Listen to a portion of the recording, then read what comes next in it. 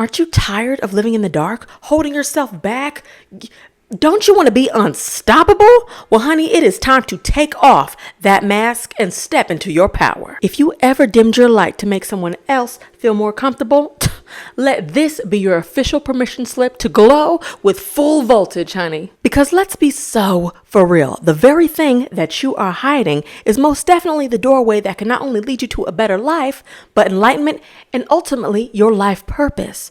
Don't you want to be fulfilled? So let's talk about how you can be unapologetically you. From the big screen to behind the scenes, it's your favorite set bestie Lexa here to keep it real.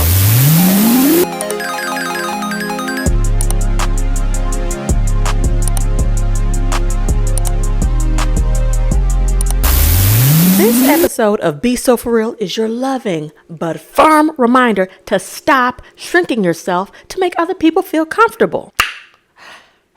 Let's get into it. Let's break down the shrinking phenomenon. Similarly to what we've discussed in previous episodes this season, shrinking shows up when we downplay our talents, mute our voices, and shapeshift just to fit in. This can show up in many forms, like imposter syndrome, which is a persistent inner dialogue, that negative voice, ego, which tells you that you are not deserving of your success. It's a doubting inner voice which diminishes your confidence, telling you you're incompetent and that your accomplishments mean nothing, despite all the efforts that you have put in. Shrinking can also show up as people-pleasing.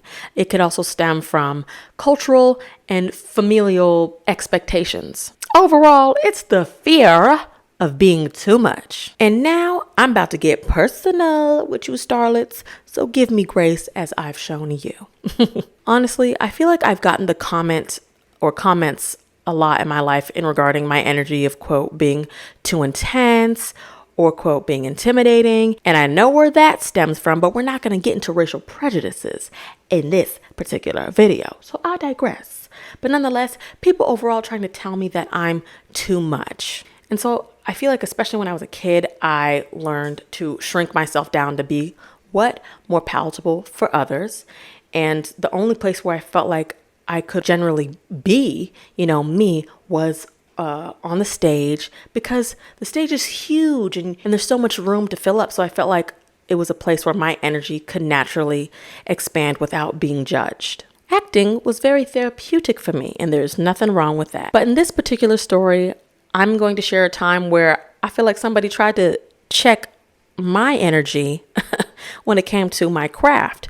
And so this was when I just started acting, and in the class that I was in, we were going over classic monologues and works overall. And so we had days where we would get up in front of the class, really nerve-wracking already, and perform monologues, whether we were on book, off book. You just got up there and you had to do the dang thing. And so on one of the particular days where we had to go up there, I locked in, did my grounding, got up on the stage and laid it all out there for, my peers to give me feedback and for my teacher to also give me feedback. And got it, sat back down, next person came back up. But it was weird because shortly after that, I had a supposed friend of mine at the time come up to me and tell me how they thought that I was, quote, what was it? They said, they said that they thought that I was full of myself, basically for, I don't know, that performance, or maybe it was some other sort of internal animosity. I don't know, projection. But it really threw me off because I had never gotten like something, let alone from a friend, to that extent, in acting. Of course, you get your notes, your teachers tell you to ground yourself, maybe hone in to where specifically throwing your energy when it comes to your acting. But I had never had a friend, somebody that I thought, liked me, obviously, referred to me in that way when it comes, especially to my art. And so it really sat with me, and I ended up internalizing that myself.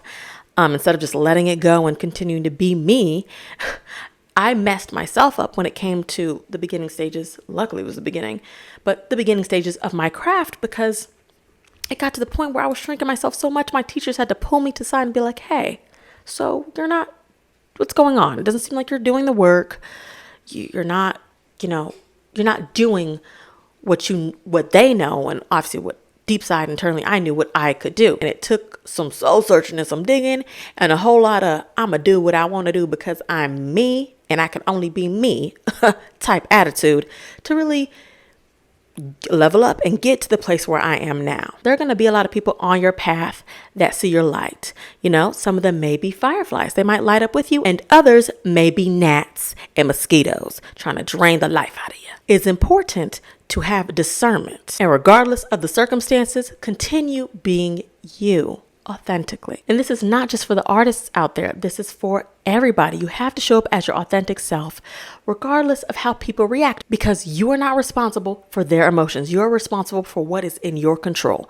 You own your space. And as the old saying goes, you were not meant to blend in. You were meant to break molds. Now, let me tell you something spicy.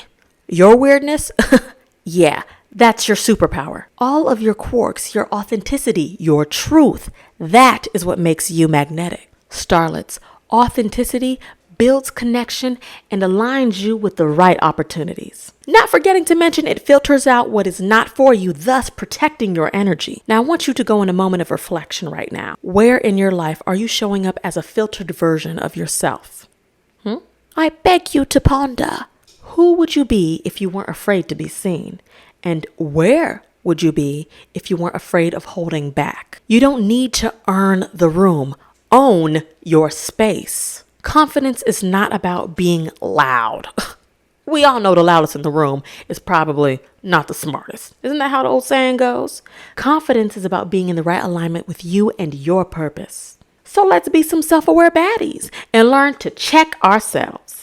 Follow these 3 quick steps to get yourself out of that shrunken, sunken place. And we're already on 1, aka calling yourself out, but with love and grace when you notice you are shrinking yourself. 2, start showing up gradually. Try to be 10% more authentic in one area of your life this week. 3, this is a big one, try making a list of things that you love about yourself that do not coincide with achievements. Ooh. I know I kind of have a hard thing with that one too, but I'll try it with y'all. Now, in addition to those 3 quick steps, I'm going to give you 3 affirmations as well. These are quite simple, so repeat after me. I will not shrink. Say it with conviction. I will not apologize for my presence. And last, but certainly not least, I am taking up divine space. So today we called out our inner shapeshifter. And now it's time to show up as the real you. Your mission this week, if you choose to accept, is to show up as your truest self in full once a day, even if your voice starts shaking, especially if it does. Show up as you. If this episode resonated with you, be sure to subscribe, connect, leave a comment. Shoot, share this with your boldest friend or your quiet friend who needs the hype.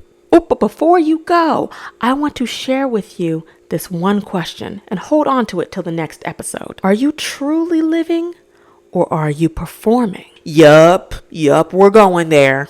So get ready to peel back some layers. And that's the martini shot, folks. Remember, starlets, the world doesn't need another watered down version of you. It needs you, authentic, honest, and radiant. Now go shine. I hope to catch you on the next reel.